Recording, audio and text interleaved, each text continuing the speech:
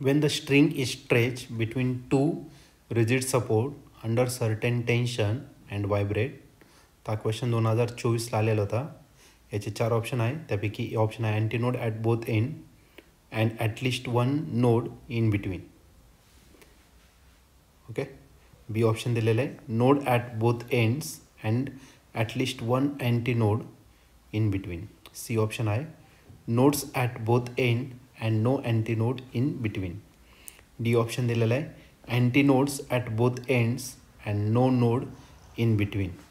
तर या 4 ऑप्शनपैकी या क्वेश्चनचं करेक्ट आन्सर काय असलं पाहिजे, तर आपण याला सॉल्व करूया आणि मग डिसाईड करूया. तर स्ट्रेचिंग दिलेलं आहे आणि रिजिड सपोर्टला. तर या 4 ऑप्शनपैकी याचं कोणतं ऑप्शन आहे. जर स्ट्रेचिंग जर असेल तर त्या ठिकाणी एंड जे असतात ते क्लोज असतात, म्हणजे त्या ठिकाणी नोड तयार होईल आणि सेंटरला एक अँटी नोड तयार होईल. बरोबर की नाही. मग या ठिकाणी तुम्ही डायरेक्ट ऑप्शन चेक करू शकतात. ओके. मग नेहमी नोड एंडला तयार होतं, नोड ॲट बोट एंड आणि ॲटलिस्ट वन अँटी नोड, कमीत कमी एक तरी अँटी नोड त्या ठिकाणी असतंच.